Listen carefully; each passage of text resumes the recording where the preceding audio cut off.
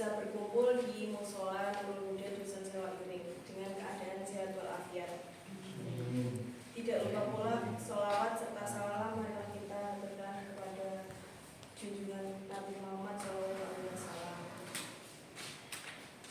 Yang saya hormati Ibu Mutmainah selaku Ibu Bayan Dusun Sewak Iring dan Ibu Kader yang saya cintai dan teman-teman yang saya banggakan sudah berhadir di musola ini untuk melakukan penyuluhan kesehatan. Oke. Tak kenal maka tak sayang, izinkan saya untuk memperkenalkan diri. Perkenalkan, nama saya Dewi Kartika Sari, saya mahasiswa dari Poltekkes Kemenkes Semarang. Oke. Untuk susunan acara pada sore hari ini yaitu langsung penyampaian materi kesehatan pada remaja, yaitu kesehatan reproduksi, terus pemberian materi tentang pemberian tablet tambah darah pada remaja putri dan bahaya merokok pada remaja putra.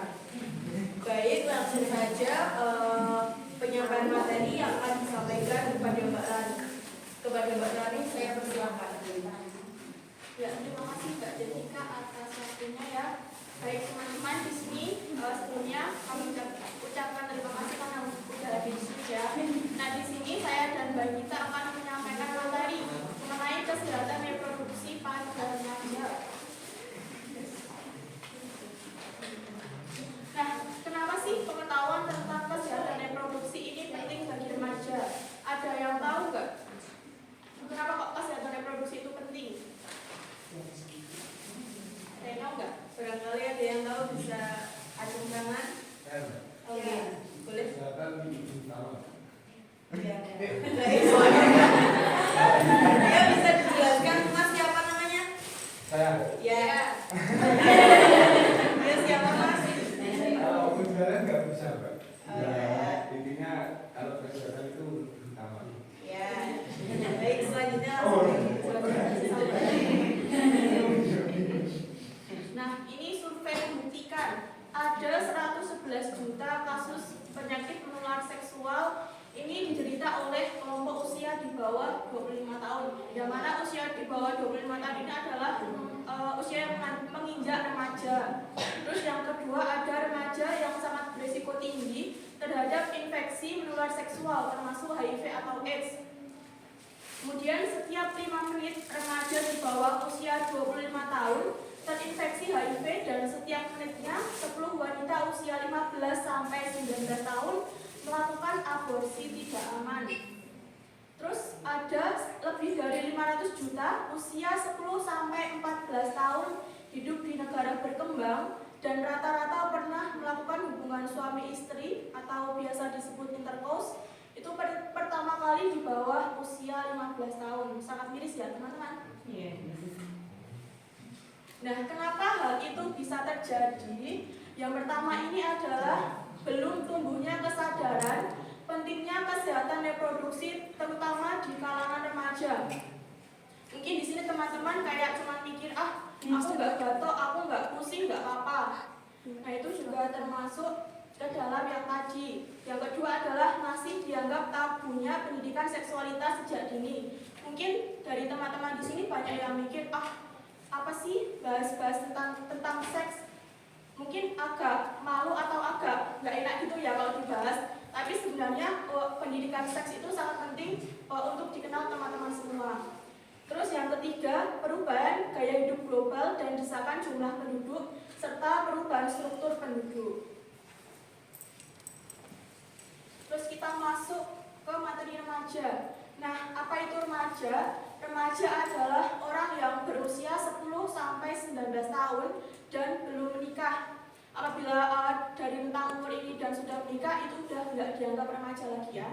Terus di sini masa remaja dibagi menjadi 3. Yang pertama ada masa remaja awal, yaitu usia 10 sampai 13 tahun.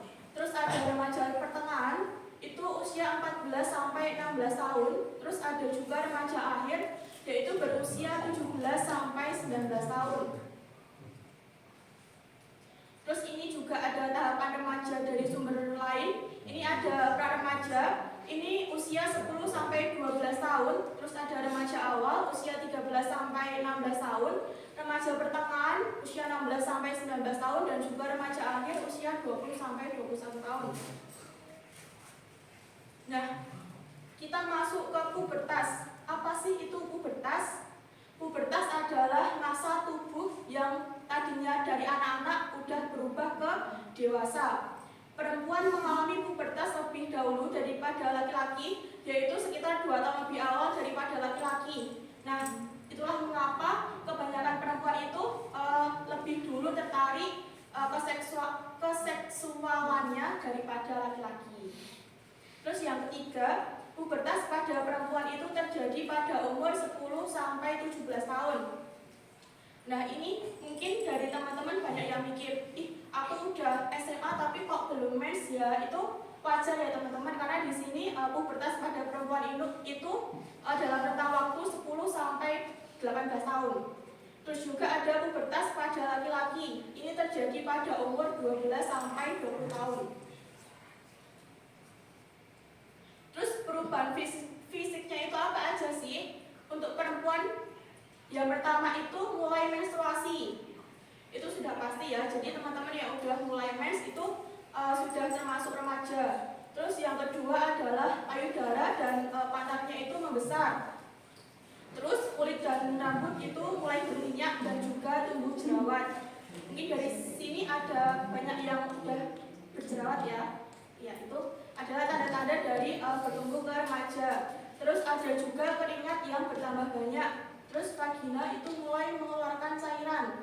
Terus juga mulai tumbuh rambut di ketiak dan sekitar vagina. Terus yang terakhir adalah pertumbuhan berat badan dan tinggi badan.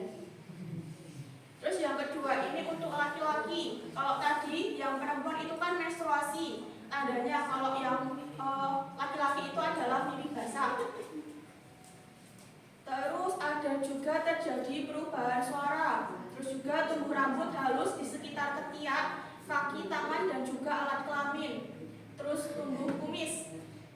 Terus juga keringat bertambah banyak. Terus kulit dan rambut itu mulai berminyak dan berjerawat tadi. Terus tumbuh jakun. Ini pasti sudah pada tumbuh jakun semua. Jakun udah pada tahu jakun di leher. Udah tahu? Jangan tahu ya. Terus juga pundak dan dada itu bertambah besar dan lebar.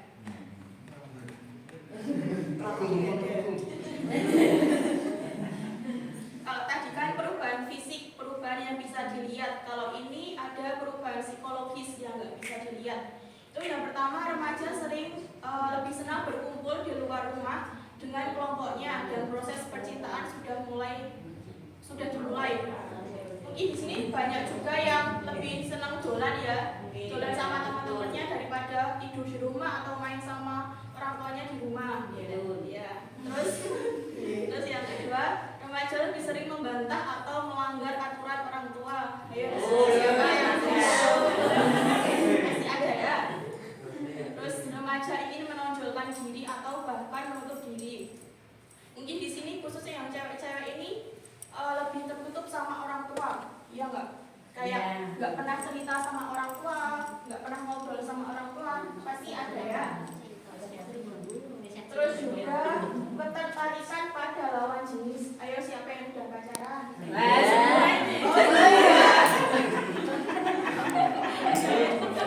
Orang yang boleh tahu. Wajar itu orang lawan jenis. Oh sama. Terus selanjutnya remaja kurang mempertimbangkan maupun menjadi sangat tergantung pada kelompoknya. Nah, hal tersebut di atas itu menyebabkan remaja lebih mudah terpengaruh oleh hal-hal yang negatif dari lingkungan barunya. Mungkin kalau di kelompok teman-temannya itu temannya lagi ngapain terus ikut-ikutan. Teman-temannya yang trek-trekan itu terus jadi ikut-ikutan gitu kan pasti. Nah, dari gambar ini ada yang bisa menjelaskan nggak apa sih maksudnya? Oke. Siapa yang bisa menjelaskan? Ayo.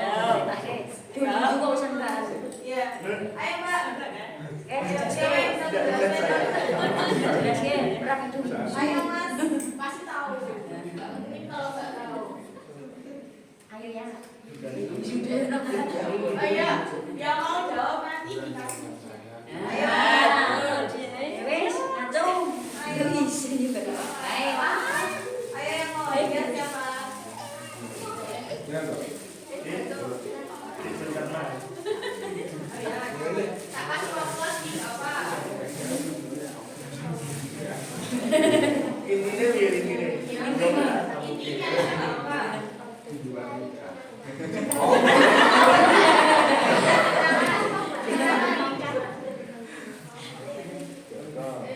Ayo Sana siapa? tulis. Ayo isi lagi. Coba dijelaskan lagi dari kesenangan. Ya. Perkenalkan dulu, namanya siapa? Ayo. Dari hadiah loh. Isi dia begitu. Ayo Mas, ya, perkenalkan dulu, terus nanti dijelaskan ininya gimana. Kalau saya kalau Ya, perkenalkan dulu. Perkenalkan nama saya. perkenalkan nama saya Putri. Usianya? Siap. Ya. Berapa? 19 tahun. 19 tahun. Oh iya. Langsung aja dijelaskan gimana. Kalau itu dilihat sama cinta itu seksual dibandingkan. Benar sekali, itu ada gambarnya mbaknya hamil. Dan itu Yang cowok nggak mau tanggung jawab kan? Ya, Itu termasuk perbuatan yang positif apa yang negatif? oke. Terus kalau ini yang rugi siapa? Yang cewek hamil, yang cowok nggak mau tanggung jawab, yang rugi siapa? Ya semua rugi sebenarnya, tapi yang lebih rugi siapa?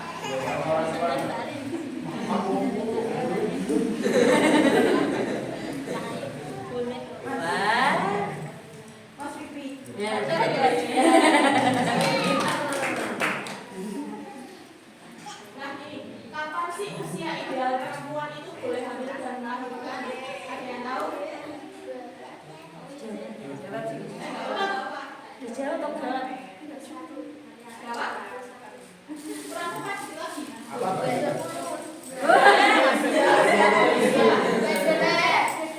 Salah. 25. Salah dikit lagi. 28. Enggak. Kalau di hukum negara itu perempuan boleh menikah atau sudah? Wes Berapa?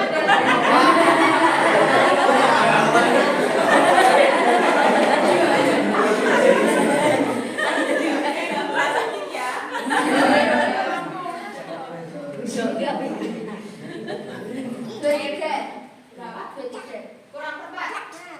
belum dia. Tadi ada 21 siapa? Nah, itu kurang tepat dikit lagi.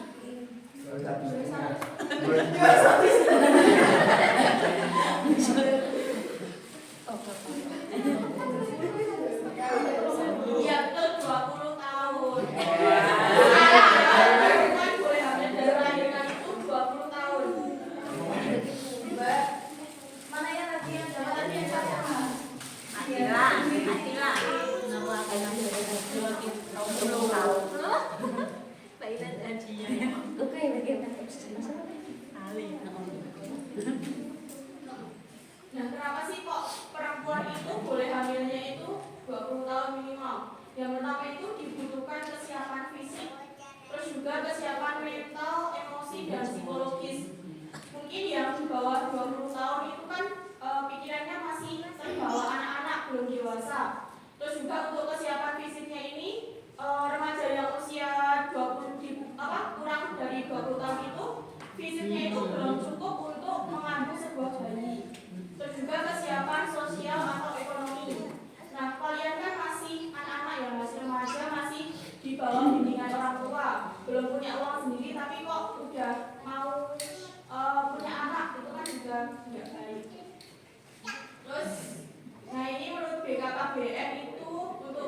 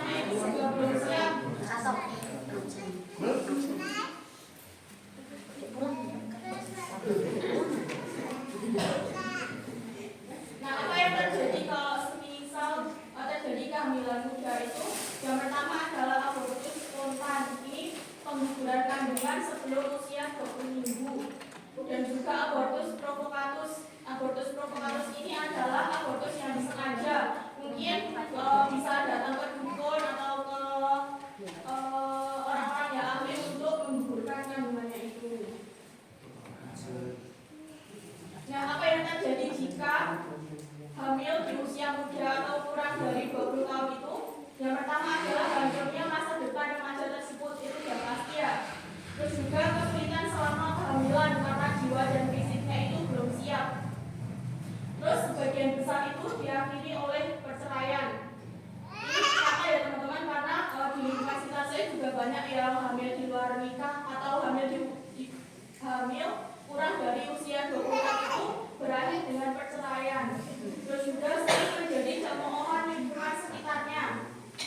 Terus berusaha menggugurkan kandungan pada tenaga non-medis termasuk dukun atau tenaga tradisional. Nah ini akan berakibat apa? Terjadi perdarahan, infertilitas, infeksi, dan juga kematian.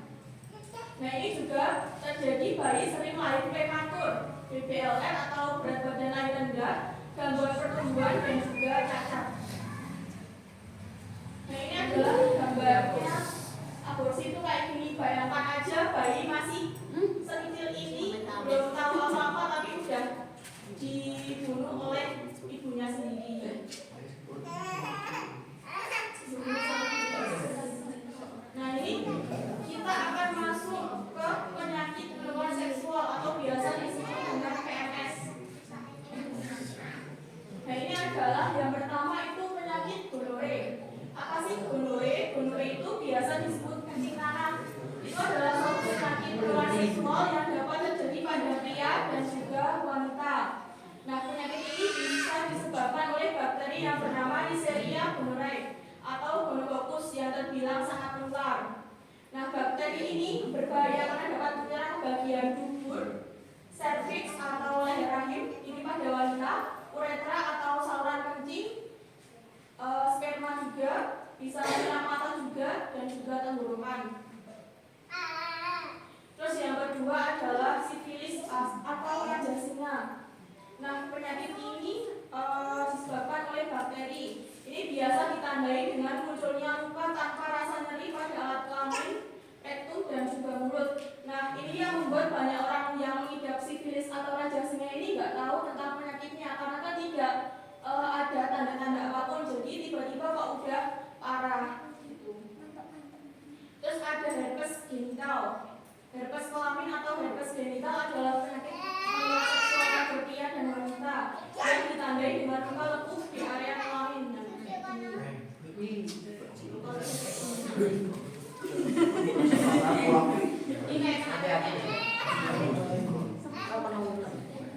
Nah, sering juga herpes genital ini juga tidak menimbulkan gejala apapun sehingga kondisi ini sering tidak disadari oleh penderitanya. Terus ada juga kondiloma acuminata. Kondiloma acuminata ini biasa disebut dengan kutil kelamin. Ini biasanya ditandai dengan benjolan daging yang menyerupai bunga kol, kayak bunga kol, sehingga sering dianggap sebagai tumor atau kanker, padahal bukan ya. Namun dalam banyak kasus benjolan yang muncul itu bisa berukuran kecil dan seringkali tidak terlihat kayak gini, kecil-kecil kayak gini, biasanya nggak kelihatan. Ini mungkin mikirnya kayak apa sih, gak tahu aja. Nah sebenarnya ini adalah kondiloma acuminata. Terus ada juga trichomoniasis. Ini adalah penyakit yang disebabkan oleh parasit Trichomonias vaginalis. Ini biasanya juga tidak bergejala. Bila muncul itu gejalanya dapat timbul beberapa hari setelah terinfeksi. Keluarnya itu bisa muncul, bisa berupa nyeri saat berhubungan seksual atau pas buang air kecil, pas pipis. Terus ini ada candidiasis vaginalis. Ini adalah infeksi jamur. Nih yang putih-putih ini jamur. Ini bisa menyerang organ intim wanita terutama. Nah ini bisa menyerang siapa aja. Infeksi ini biasanya terjadi pada orang yang kurang menjaga kebersihan area intim atau sering membiarkan area intimnya itu dalam kondisi lembab. Nah biasanya untuk teman-teman kan kalau pipis itu nggak dibersihkan pakai tisu ya, cuma pakai air terus sudah. Nah itu kan bisa mengakibatkan celana dalamnya itu jadi lembab. Nah itu bisa mengakibatkan ini candidiasis vaginalis. Nah gimana sih cara biar nggak terkena ini? Nah pas habis pipis, pas habis cebok itu dikeringkan lagi pakai tisu. Jadi area alat kelaminnya itu dipakai tisu kering. Itu biar area buat wanita area itu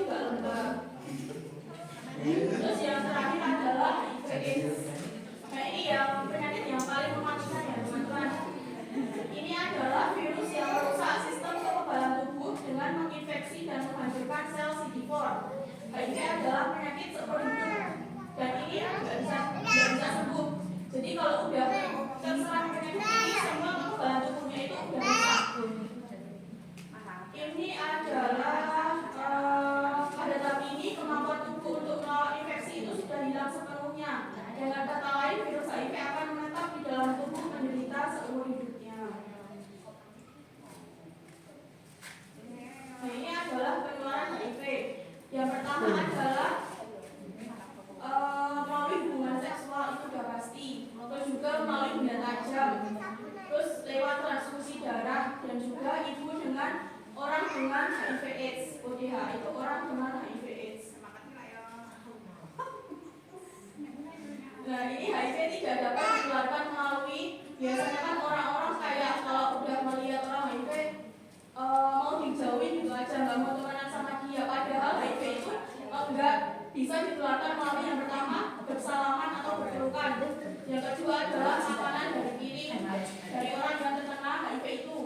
Terus dari batuk atau bersin itu nggak bisa. Terus dari gigitan nyamuk apalagi itu juga nggak bisa. Berenang itu nggak bisa.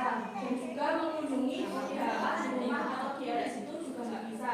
Penularan HIV itu hanya terjadi dari 4 ini: hubungan seksual, benda tajam, transfusi darah, dan juga apabila ibunya itu terjangkit HIV, kemungkinan besar anak yang dilahirkan juga akan terjangkit HIV.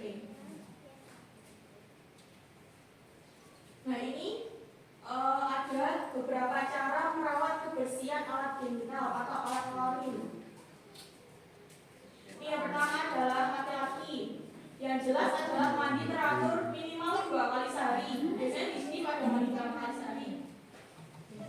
Enggak lebih 3. Paling 1. Ini enggak sekolah pasti Gak mandi. ya. Nanti pagi nanti. Gak mandi terus.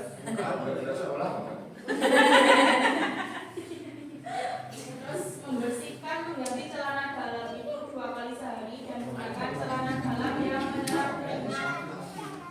Terus membersihkan anus dan penis dengan air bersih setiap buang air besar maupun kecil. Terus itu sunat ya. Sunat itu dapat mencegah penumpukan kotoran yang disebut stigma dalam penis atau physical penis. Di sini udah pada sunat semua. Ada yang belum sunat? Sudah. Dan juga tidak menggunakan celana dalam yang ketat. Usahakan kalau beli celana dalam itu yang upsize atau 1 ukuran di atasnya, yang penting longgar.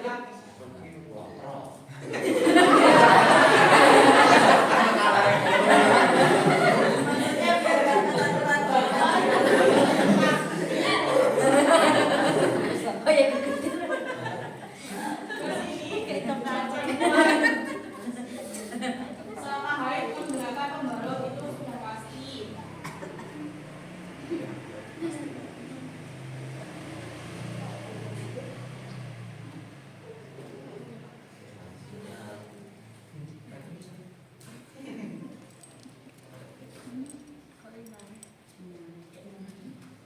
Terus mengganti pembalut 4 jam sekali atau lebih sering selama haid. Biasanya di sini yang haid kalau pas hari awal-awal itu sehari berapa kali ganti pembalutnya?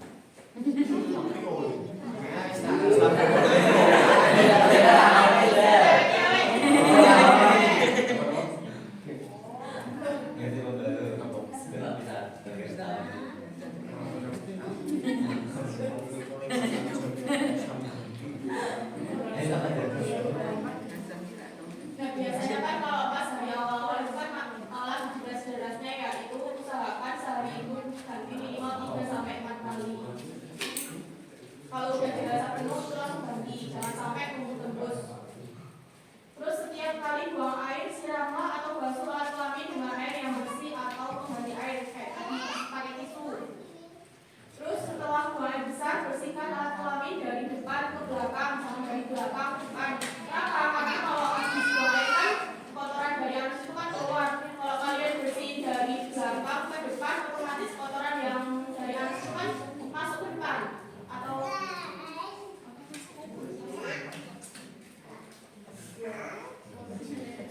ya pokoknya biar yang kotoran dari anus itu nggak sampai ke depan itu basuh itu dari depan ke belakang. Terus juga jangan sering menggunakan antiseptik atau cairan pembunuh kuman untuk mencuci alat kelamin kayak betadine, terus sabun sirih itu sebenarnya nggak dianjurkan ya teman-teman. Jadi kalau basuh alat kelamin itu pakai air biasa aja.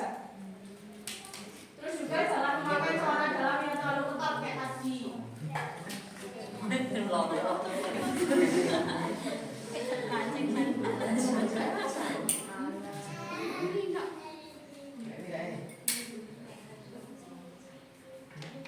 Ini tadi untuk kesehatan reproduksinya udah. Ini lanjut ke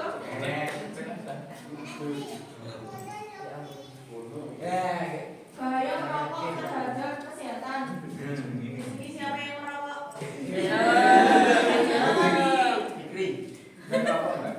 Yang nggak merokok aja siapa? Nggak mungkin dong, dosa itu ke situ. Siapa yang nggak merokok? Jujur.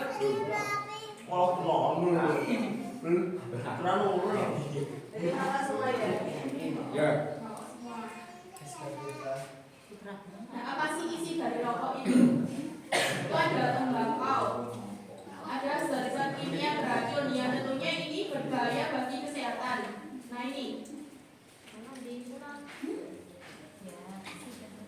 ini adalah dari sebatang rokok itu mengandung apa aja sih? Yang pertama adalah aseton. Ini biasa digunakan sebagai penghapus cat itu. Terus juga ada metanol. Ini biasa digunakan sebagai bahan bakar roket. Terus juga naphthalene. Ini kapur barus itu. Terus akio. Ini biasa dipakai di aki mobil. Dan juga karbon dioksida. Ini biasanya gas yang keluar dari knalpot itu. Jadi kandungan dari gas yang keluar dari knalpot dan juga asap rokok itu sama, mengandung karbon monoksida ini. Terus juga ada hidrogen cyanida. Ini racun untuk hukuman mati. Dan juga amonia. Ini pembersih lantai. Karbol itu di dalam rokok itu ada itu. Terus juga toluen. Ini pelarut industri. Arsenik. Ini racun semut. Ada butane. Ini bahan bakar Korea. Dan juga ada ini vinil klorida. Ini bahan bakar plastik PVC. Ini kalau setelah lihat ini bagaimana? Yang rokok tadi?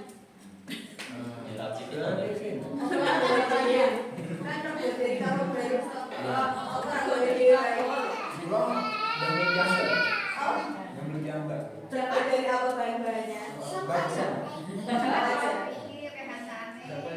Ya sama aja, sama aja. Terus ini kandungan kimia rokok itu, jenis asap rokok itu dibagi menjadi dua, ada mainstream smoke sama side-stream smoke. Nah, mainstream smoke ini asap rokok yang dihisap dan dihembuskan kembali oleh perokok. Jadi ini adalah asap yang keluar dari mulut si perokok itu. Terus ada side-stream smoke, ini asap pembakaran rokok. Asap yang dihirup oleh perokok itu namanya side-stream smoke. Nah, ini untuk konsentrasi senyawanya, side-stream smoke ini lebih tinggi daripada mainstream smoke. Jadi asap yang teman-teman perokok masuk ke dalam mulut itu kandungannya lebih tinggi daripada yang keluar dari mulutnya. Terus ini kandungan kimianya, ini ada nikotin, salah satu jenis obat perangsang yang dapat merusak jantung dan sirkulasi darah. Nikotin ini membuat pemakainya kecanduan. Nah, kenapa kok yang merokok itu kalau bisa udah terbiasa merokok dan merokok sehari aja kurang ya? Kalau nggak merokok sehari kayak ada yang kurang kok? Yaitu karena ada nikotin. Ini yang bisa menjadi kecanduan itu tadi. Terus ada tan, ini mengandung bahan kimia yang beracun, merusak sel paru-paru dan menyebabkan kanker. Terus ini ada karbon monoksida tadi, gas beracun yang dapat mengakibatkan berkurangnya kemampuan darah membawa oksigen. Nah, ini perokok itu dibagi menjadi dua, ada perokok aktif dan juga perokok pasif. Perokok aktif ini pelakunya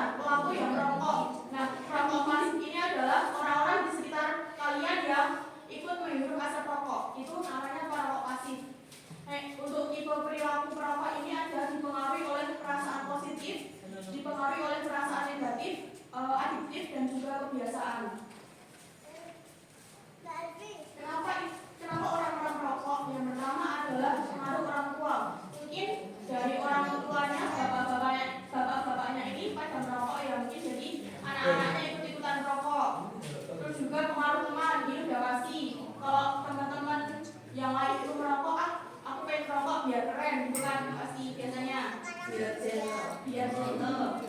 Terus juga faktor kepribadian, pengaruh iklan dan lain-lain. Terus alasannya apa? Penempatan. Malah racun.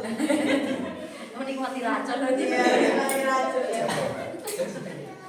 Nah ini penyakit-penyakit yang bisa disebabkan oleh rokok.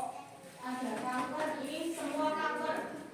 Terus ada stroke, osteoporosis, penyakit jantung, andul, terus melahirkan bayi yang cacat ini dari perempuan yang merokok, keguguran, putus haid awal, bronkitis, batuk, penyakit urusan infeksi, dan lain-lain.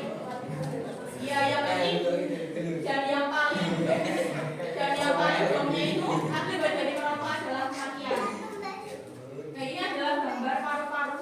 Yang kiri ini adalah gambar paru-paru sebelum rokok bersih kan? Ya. Nah yang kanan ini paru-paru orang perokok hitam, Ibaratnya kayak gosong. ya kosong karena kebakar terus kan? Bukan cuma mulutnya aja yang kebakar, tapi paru-parunya juga kebakar. Dan kesimpulannya apa? Rokok itu bisa menyebabkan kemiskinan. Karena apa? Rokok itu kan mahal ya. Coba satu bungkus itu berapa harganya? Gratis, Mbak. Gratis dari Kalau buat sendiri. Itu kan nggak foto. Rokok yang bungkusan itu biasanya berapa kalau beli? Ya, jadi gratis. 25. 25. Sehari merokok berapa? Berapa batang bungkus? Satu Satu bungkus. Terus uang satunya berapa sehari?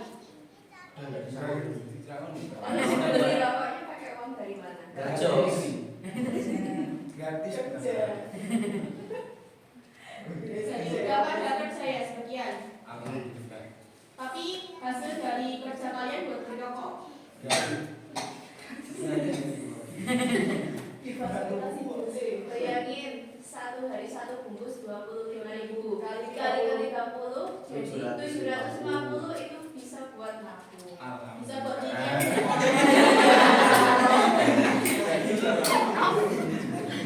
Yang baik kan apa? Enggak.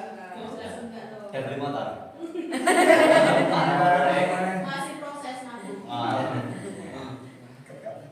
Terus juga tadi zat-zat beracun tadi yang tentu berbahaya bagi kesehatan. Nah, merokok itu selain merugikan bagi diri sendiri juga merugikan bagi orang sekitar. Kayak tadi contohnya yang merokok di dalam sini. Kalian pikirin nggak dari asap rokok itu kan masuk ke hidung orang lain. Kalian pikirin nggak orang lain itu suka nggak atau lagi nggak sama asap rokoknya atau berbahaya nggak bagi orang lain itu pikirin nggak? Ya kan? Ya, selain berbahaya bagi kalian juga itu membahayakan orang-orang sekitar. Coba kalau dari asap rokok kalian terus orang di sekitar itu jadi sakit masuk rumah sakit, mau tahu jauh nggak?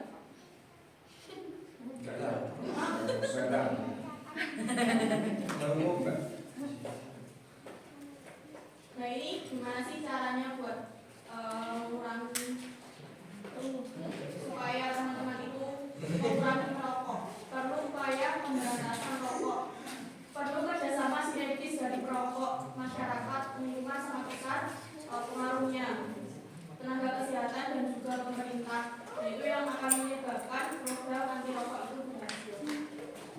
Bisa dimulai dari misal kalian sehari habis satu bungkus, dikurangi aja pelan-pelan. Yang tadinya satu bungkus habis mungkin jadi sehari 3 batang, sehari 2 batang. Aku balik juga. Enggak seberapa. Yang penting pelan-pelan aja sampai nanti benar-benar berhasil buat berhenti rokok. Ini mungkin yang dapat saya sampaikan. Untuk materi selanjutnya akan disampaikan oleh Mbak Ina.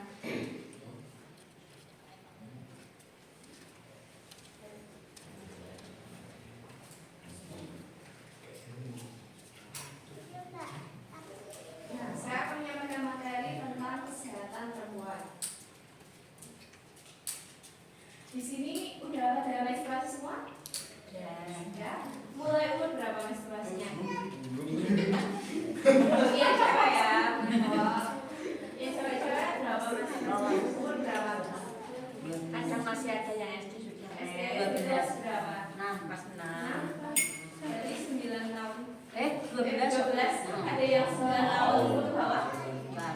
Yang kelas 5. Ada yang masih SD. Oh, itu. Oh, masih SD. Iya. Kelas 6. Berarti rata-rata SD kelas 6 menstruasinya. 12 tahun. Nah, ini menstruasi itu yang menstruasi pertama kali itu disebut menans. Itu biasanya dialami oleh perempuan yang baru atau menginjak usia remaja. Nah, menans itu merupakan tanda awal pubertas dan menandakan kesiapan tubuh untuk berkembang ke tahap selanjutnya. Mungkin ini tanda dan gejalanya. Yang pertama yaitu keluarnya noda kekelatan atau kemerahan dari vagina. Itu kayak flek kan pertamanya, nanti lama-lama darahnya kayak merah segar. Lalu muncul kram atau nyeri di bagian perut, punggung atau kaki. Biasanya nyerinya di sini kalau mau mens, darah juga kencang-kencang ya. Lalu munculnya jerawat, biasanya kalau mau mens muncul jerawat di sini, apa di sini, soalnya itu hormonnya udah mulai berubah. Ya, berekot ya. Lalu perubahan suasana hati atau mut-mutan ya, biasanya nggak mood gitu. PMS istilahnya. Si marah-marah itu bikin marah. Setelah dikit barangnya yang salah marahin. Lalu lelah banget rasanya kalau lagi mens. Di sini ada yang tahu anemia itu apa? Kekurangan darah. Ya, kekurangan darah. Nah, anemia itu kekurangan darah pada tubuh karena kekurangan sel darah merah atau hemoglobin. Nah, hemoglobin itu protein yang membawa oksigen ke seluruh tubuh. Ada yang tahu HB normal anak cewek itu berapa? HB minimal berapa? Ada berapa cek HB? Puskesmas? Lali. Ada yang pernah cek HB? Ini tadi. Yang cek dari ada yang ingat nggak dulu hasilnya berapa? Kita dikasih tahu. Berarti cek terakhir tuh kapan? Berapa?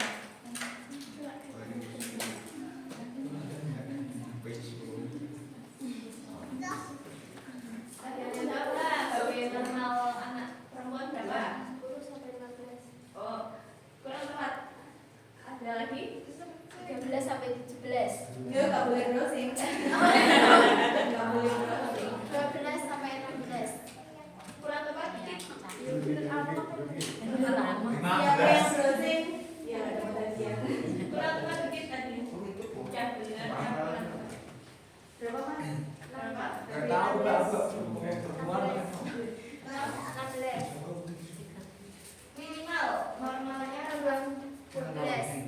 Ya, sampai berapa? 12-nya udah benar. Sampai berapa?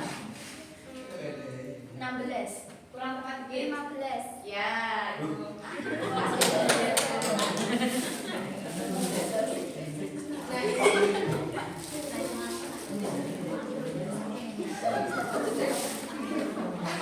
Baik, Mak.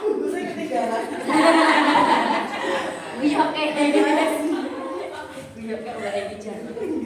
Anak ketinggalan nanti. Ketinggalan di belakang. Nah, ini gejala anemia itu ada 5L. Lesu, letih, lemah, lelah, lalai. Nah, maksudnya lagi menstruasi itu lemas banget bawaannya. Terus kulitnya terlihat pucat. Coba lihat di matanya yang paling bawah. Itu yang namanya kalau warnanya pucat pink itu anemia. Kalau merah cerah ya.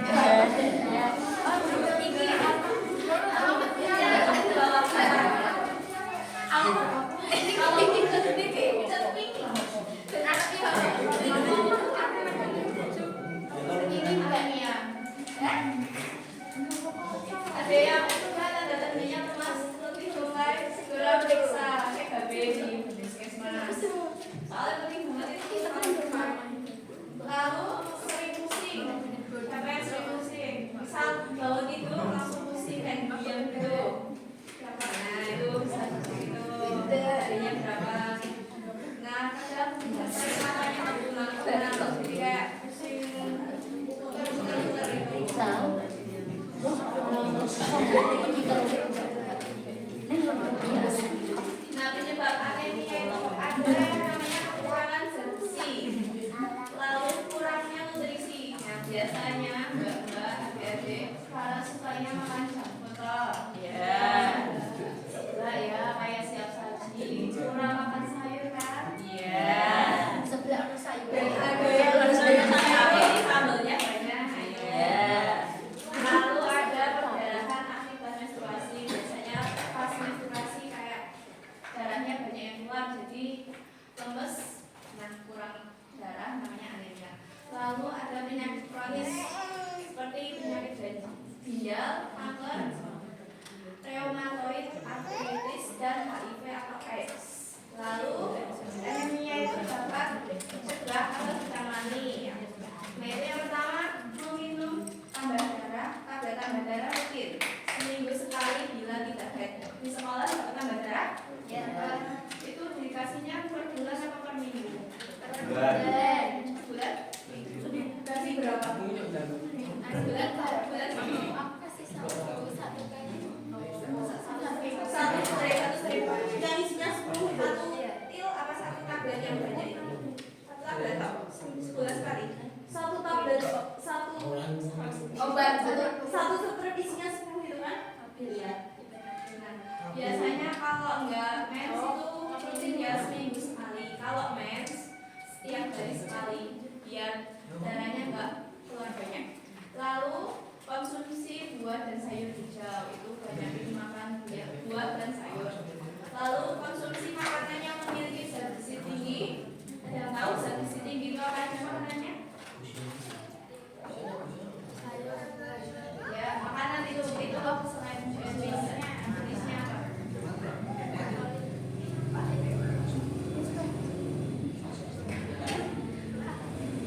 Bisa daging-dagingan ayam, daging sapi merah yang itu daging. Lalu ada telur itu bisa ningkatin B. Sama kacang-kacangan biasanya bisa ya. Nah selanjutnya kita masuk ke materi biskimor. Ada yang tahu biskimor itu apa? Ketangan? Mbak, Apa? Indonesia ya, Mbak? Oh ya. Dia tahu biskimor itu apa? Datang ya, Mbak. Siapa kalau menstruasi perutnya sering sakit, nyeri gitu, menstruasi hari pertama. Ada yang pernah kram di perutnya? Kalau mens biasanya hari pertama, hari kedua itu perutnya sering sakit.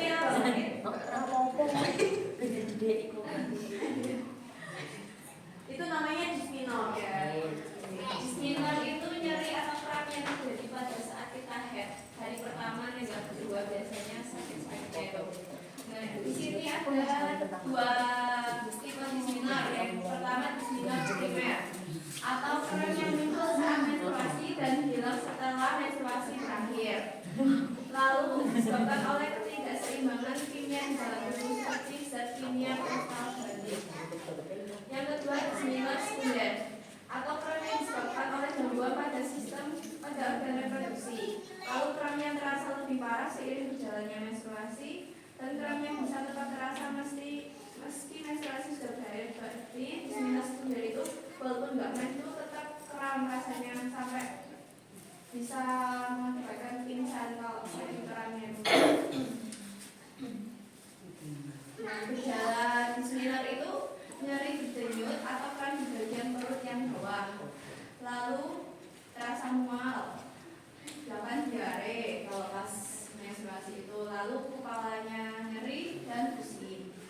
Untuk penanganannya kompres perut dengan air hangat. Biasanya dibuatin botol bisa tinggal wadah yang khusus buat kompres perut. Lalu olahraga ringan. Di sini mesti jarang olahraga. Nah, nggak olahraga di sekolah, nggak olahraga di rumah toh. Lalu tidur yang cukup. Nah, jangan begadang ya teman-teman.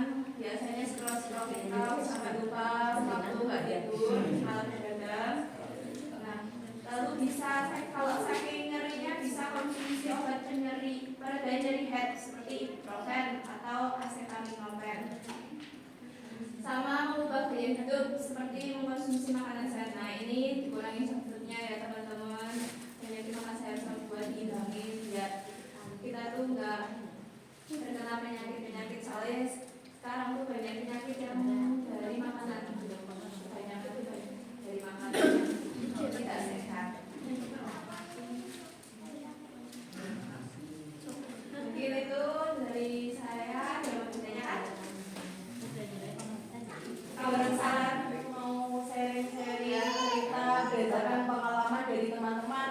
tentang entah dari pengalaman menstruasi, kenapa gitu kan bisa diceritakan. Barangkali kita bisa memberikan solusi. Apa masih barangkali mau tanya tentang seksual atau tentang bahaya merokok atau tentang kejahatan reproduksi?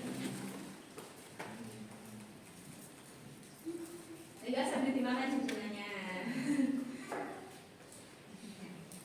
Atau ibunya mau tanya? Mau sharing juga boleh.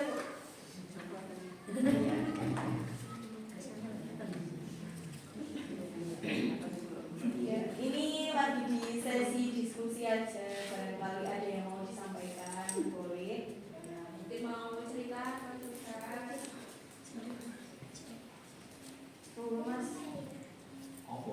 Iya, terserah monggo berdasarkan pengalamannya jadi pernah ada temannya yang seperti ini, itu kenapa? Ataupun dari keluarga, ataupun dari jenengan sendiri kan bisa diceritakan. Barangkali kita bisa memberikan masukan ataupun solusi. Mana pusing, mana kena getok ya, Mbak. Iya, itu harusnya dikompres Mas, dikompres gue. Nah, saya ini saya hadir gue tetap mumet, Mbak. Solusinya harus sehat dan kerja terus.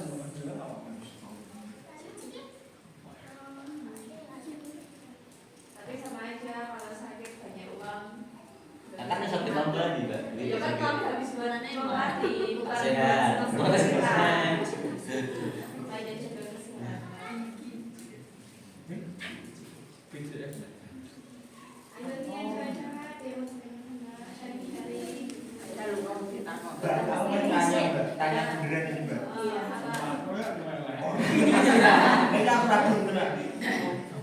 Maksudnya sing tadi, maksudnya sing tadi apa nggak boleh pakai celana dalam terlalu ketat tuh iya Mbak? Yang terlalu ketat banget gitu loh sampai kalau habis makan itu bekas gitu. Nggak bisa nyebabin Indet varikokel nih Mbak juga. ya, nyampe indet nih. Bisa nyebabin penyakit varikokel.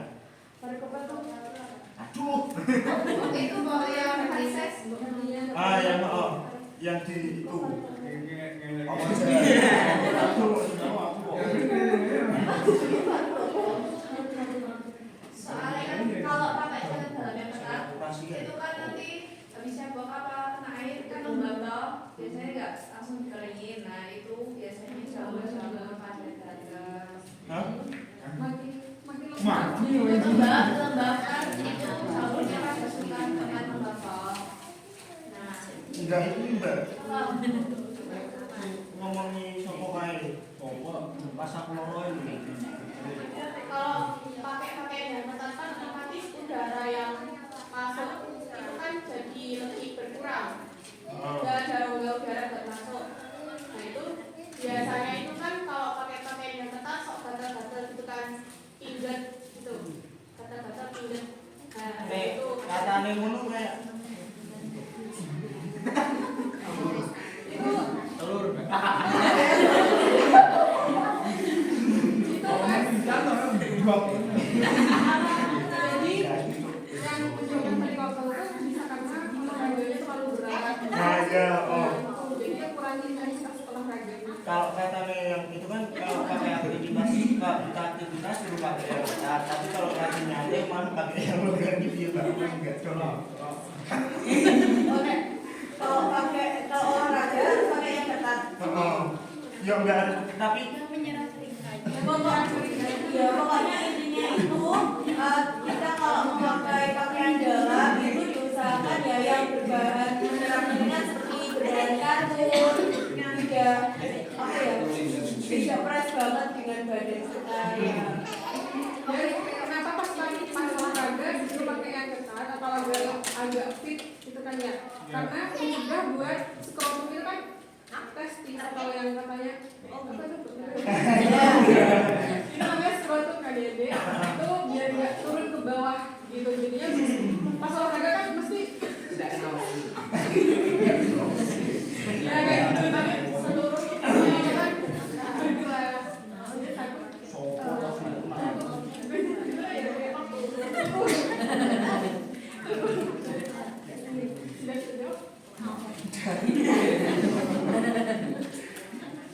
Ratu awak dia dulu aku. Ada yang mau nanya ini ciri-ciri Natal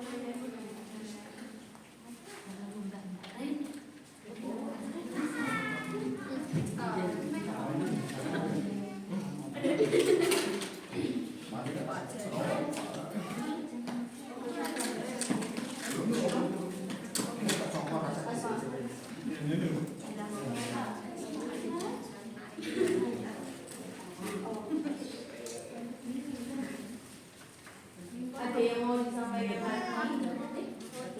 Ini dari Mbak E. Boleh Mbak?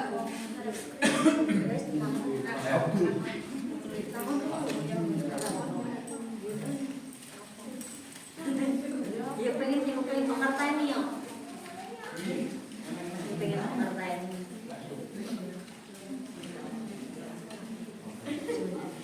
Mungkin sekian dari kami. Terima kasih kepada teman-teman maupun ibu kader yang sudah hadir di sini.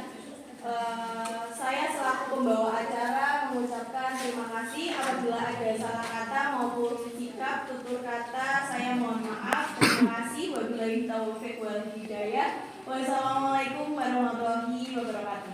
Waalaikumsalam.